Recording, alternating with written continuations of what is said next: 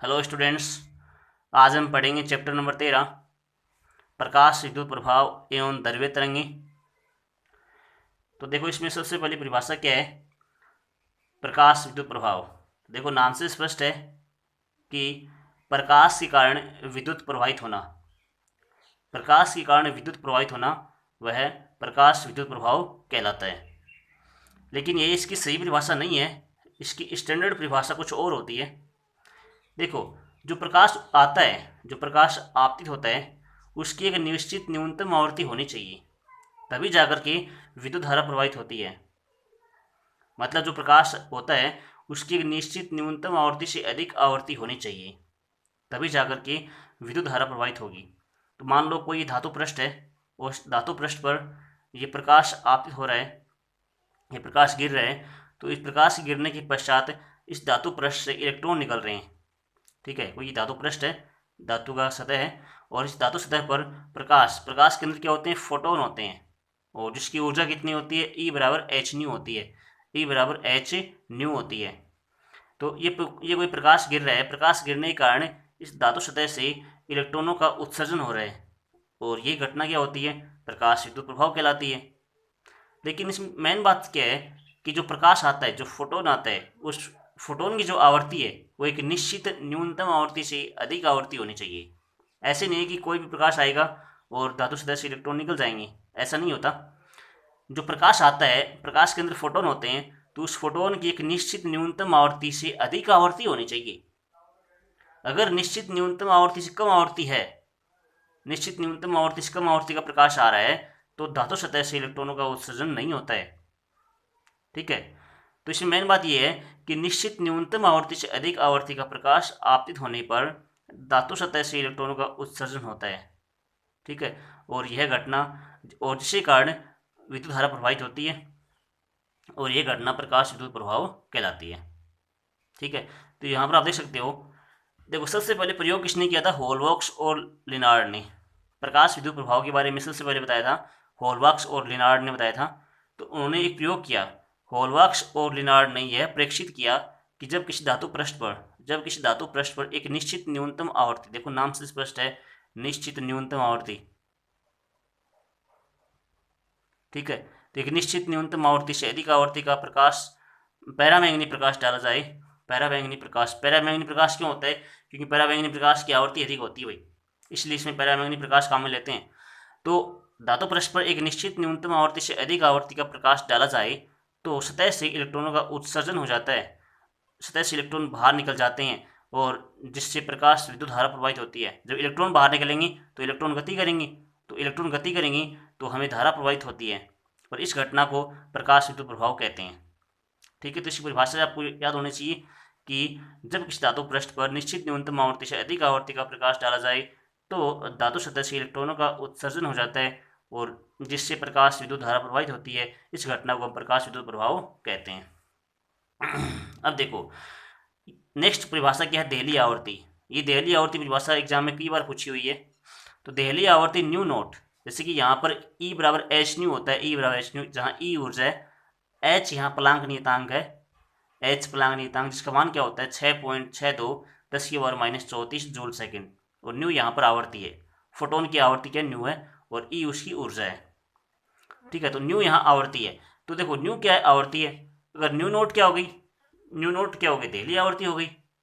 तो देहली आवर्ती क्या होती है? वो निश्चित न्यूनतम आवर्ती होती है। निश्चित न्यूनतम, मैंने अभी भी बताया था कि निश्चित न्यूनतम आवर्ती से अधिक आवर्ती का प्रकाश होना चाहिए। तो जो निश्चित न्यूनतम आवर्ती होती है वही देहली आवर्ती होती है। तो देहली आवर्ती परिभाषा क्या हो जाएगी कि निश्चित न्यूनतम आवर्ती वह निश्चित न्यूनतम आवर्ती जिससे कम आवृत्ति का प्रकाश यदि आता है, जिससे कम आवृत्ति का प्रकाश यदि धातु सतह पर पड़ता है तो इलेक्ट्रॉनों का उत्सर्जन नहीं होता है। ठीक है, तो वह निश्चित न्यूनतम आवर्ती जिससे कम आवृत्ति का प्रकाश धातु पृष्ठ पर पड़ता है, डाला जाए तो इलेक्ट्रॉनों का उत्सर्जन नहीं होता है। तो यह निश्चित न्यूनतम आवर्ती देहली आवर्ती कहलाती है। तो साफ साफ परिभाषा है, परिभाषा आपको आनी चाहिए, तो पढ़ लेना आप। निश्चित न्यूनतम आवर्ती जिससे कम आवृत्ति का प्रकाश यदि धातु सतह पर डाला जाए तो इलेक्ट्रॉनों का उत्सर्जन नहीं होता है। मतलब यदि न्यूनतम आवृत्ति से कम आवृत्ति का प्रकाश आ रहा है तो इलेक्ट्रॉन उत्सर्जन नहीं होंगे। न्यूनतम आवृत्ति से अधिक आवृत्ति प्रकाश होना चाहिए। ये बात ये ऊपर भी आई थी कि निश्चित न्यूनतम आवर्ती से अधिक आवर्ती का ही प्रकाश होना चाहिए, और यदि निश्चित न्यूनतम आवर्ती से अधिक से कम आवर्ती का प्रकाश आता है तो इलेक्ट्रॉनों का उत्सर्जन नहीं होता है, और वह निश्चित न्यूनतम आवर्ती क्या होती है, देली आवर्ती कहलाती है, और इसे न्यू नोट से प्रदर्शित करते हैं। और इसका मान सभी धातुओं के लिए अलग अलग होता है, और यह धातु की प्रकृति पर निर्भर करती है। धातु की प्रकृति जैसे कि लोहे के लिए अलग होता है, चांदी के लिए अलग होती है, तो सब के लिए धातु की प्रकृति पर निर्भर करती है देली आवर्ती। सब धातुओं के लिए इसका मान अलग अलग होता है। नेक्स्ट परिभाषा क्या है, इंपॉर्टेंट परिभाषा है कार्यफलन। देखो यहाँ पर देखो मैंने जिक्र किया आवर्ती का, तो एक निश्चित न्यूनतम आवर्ती से अधिक आवर्ती का प्रकाश होना चाहिए, और एक निश्चित न्यूनतम ऊर्जा भी होनी चाहिए। अगर निश्चित न्यूनतम आवर्ती आ रही है तो निश्चित न्यूनतम ऊर्जा भी होगी। तो जो निश्चित न्यूनतम ऊर्जा होती है, प्रकाश की ऊर्जा होती है फोटोन की, तो इस इलेक्ट्रॉन को बाहर निकालने के लिए, धातु पृष्ठ से इलेक्ट्रॉन को बाहर निकालने के लिए इस फोटोन की जो निश्चित न्यूनतम ऊर्जा होती है, आवश्यक न्यूनतम ऊर्जा, तो वह कार्यफलन होगी, कार्यफलन कहलाएगी। फाइनोट, कार्यफलन क्या होता है, फाइनोट होता है। तो देखो जो निश्चित न्यूनतम आवर्ती होती है उसे हम देली आवर्ती कहते हैं, और जो निश्चित न्यूनतम ऊर्जा होती है उसे हम कार्यफलन कहते हैं। बस ये ऊर्जा है, ये आवर्ती है, बस इतना फर्क है। देखो धातु सतह से इलेक्ट्रॉनों को बाहर निकालने के लिए आवश्यक न्यूनतम ऊर्जा, आवश्यक न्यूनतम ऊर्जा की, तो धातु सतह से इलेक्ट्रॉनों को बाहर निकालने के लिए आवश्यक न्यूनतम ऊर्जा कार्यफलन कहलाती है। इसे फाइनोट से प्रदर्शित करते हैं, और फाइनोट इक्वल टू क्या होता है, एच न्यू नोट होता है। फाइनोट इक्वल टू क्या होता है, एच न्यू नोट। ये फॉर्मूला उसी से बना है यहाँ से कि एच न्यू नोट, अगर न्यू नोट आएगा यहाँ पर न्यूनतम आवर्ती आएगी, तो यहाँ पर न्यूनतम ऊर्जा हो जाएगी अपने आप ही। तो न्यूनतम ऊर्जा क्या होती है, फाइनोट होती है, तो फाइनोट इक्वल टू क्या बन जाएगा, एच न्यू नोट बन जाएगा। तो ये फॉर्मूला उसी से बना है। तो phi naught equal to h nu naught. और सभी धातुओं का कार्यफलन अलग अलग होता है, क्योंकि देली आवर्ती अलग अलग होती है, तो कार्यफलन भी अलग अलग होता है। तो कार्यफलन को इलेक्ट्रॉन वोल्ट में मापते हैं भाई, कार्यफलन को इलेक्ट्रॉन वोल्ट में मापते हैं, क्योंकि इलेक्ट्रॉन वोल्ट छोटा मात्रक होता है। तो एक इलेक्ट्रॉन वोल्ट बराबर कितने जूल होते हैं, एक इलेक्ट्रॉन वोल्ट बराबर 1.6 10 की पावर माइनस 19 जूल होते हैं। एक इलेक्ट्रॉन वोल्ट बराबर 1.6 10 की पावर माइनस 19 जूल होते हैं। तो ध्यान रहे ये फॉर्मूला आपको। और फाइनोट इक्वल टू क्या होता है, एच नोट, जहाँ न्यू नोट क्या देली आवर्ती है, फाइनोट यहाँ पर क्या है, कार्यफलन है। और यहाँ पर कई बार न्यू नोट का मान पूछ लेते हैं, और इसका मान पूछ लेते हैं कई बार। और एच का मान कितना होता है, एच का जो मान है कितना होता है, 6.62 गुणा 10 की पावर माइनस 34 जूल सेकेंड। ठीक है, देखो प्लांक नीतांक होता है ये क्या होता है, प्लांक नीतांक, ये आगे आएगा प्लांक नीतांक। ठीक है, देखो और धातु में न्यूनतम कार्यफलन किसका होता है, सीजियम का होता है। कितना होता है, 2.14 इलेक्ट्रॉन वोल्ट होता है। तो ध्यान रही कार्यफलन को इलेक्ट्रॉन वोल्ट में मापते हैं, और फाइनोट इक्वल टू क्या होता है, एच न्यू नोट होता है। नेक्स्ट परिभाषा क्या है, प्रकाशिक इलेक्ट्रॉन। तो निश्चित न्यूनतम आवर्ती का प्रकाशिक इलेक्ट्रॉन, देखो नाम से स्पष्ट है कि प्रकाश आता है, और प्रकाश के कारण जो इलेक्ट्रॉन निकलते हैं उसे हम प्रकाशिक इलेक्ट्रॉन कहते हैं। मतलब धातु सतह से जो इलेक्ट्रॉन निकलते हैं उसे हम प्रकाशिक इलेक्ट्रॉन कहते हैं, सिंपल परिभाषा है। तो निश्चित न्यूनतम आवर्ती का प्रकाश डालने पर धातु सतह से उत्सर्जित इलेक्ट्रॉनों को प्रकाशिक इलेक्ट्रॉन या फिर फोटो इलेक्ट्रॉन कहते हैं। प्रकाशिक इलेक्ट्रॉन या फिर फोटो इलेक्ट्रॉन कहते हैं। इन इलेक्ट्रॉनों के कारण प्रवाहित होने वाली विद्युत धारा को प्रकाश विद्युत धारा कहते हैं। ठीक है, तो देखो अब नेक्स्ट जो लाइन वो इंपॉर्टेंट है कि क्षार धातुएं, जैसे कि जो कि एस ब्लॉक होता है, केमिस्ट्री में पढ़ते हैं आप, क्षार धातुएं, क्षारीय मर्दा धातुएं।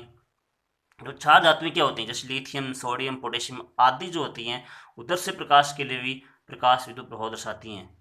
कि इनके लिए कम आवृत्ति का प्रकाश भी यदि आता है तो भी सतह से इलेक्ट्रॉनों का उत्सर्जन हो जाता है, क्योंकि दर से प्रकाश की आवृत्ति कम होती है।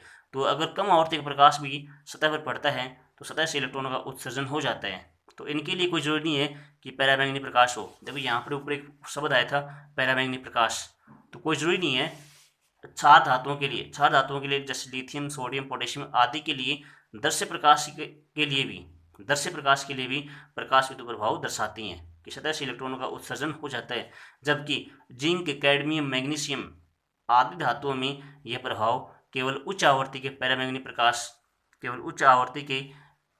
प्रकाश के लिए ही प्रेक्षित होता है।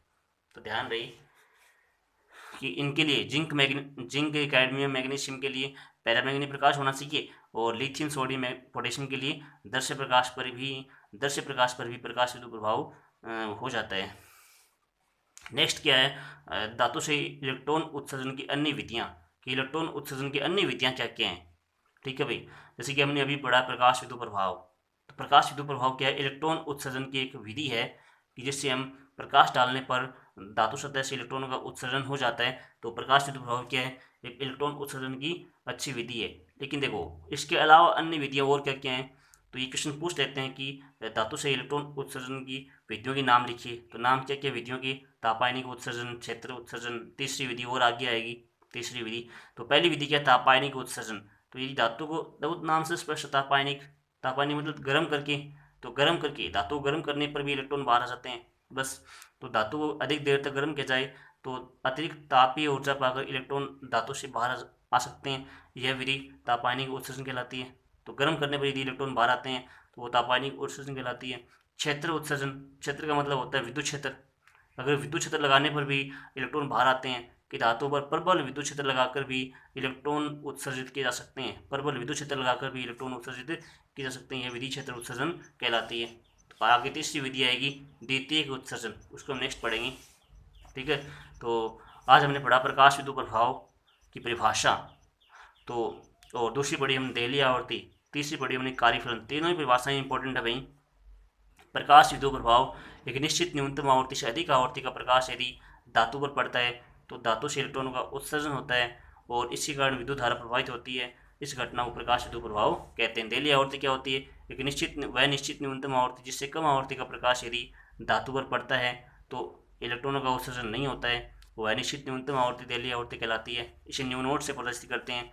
कार्यफलन क्या होता है कि धातु सतह से इलेक्ट्रॉनों को निकालने के लिए, धातु से इलेक्ट्रॉनों को निकालने के लिए आवश्यक न्यूनतम ऊर्जा, तो वह कार्यफलन कहलाती है। और इसका फॉर्मूला क्या होता है, फाई नोट एच नोट। और इसको इलेक्ट्रॉन वोल्ट में मापते हैं। 1 इलेक्ट्रॉन वोल्ट बराबर 1.6 × 10⁻19 जूल होता है। और एच यहाँ प्लांक नियतांक है, इसका मान कितना होता है 6.6 तो 10⁻34 जूल सेकंड होता है। तो फिर हमने 3 विधियाँ पढ़ी, तापायनिक उत्सर्जन, क्षेत्र उत्सर्जन, तीसरी पढ़ेंगे द्वितीयक उत्सर्जन। तो धन्यवाद।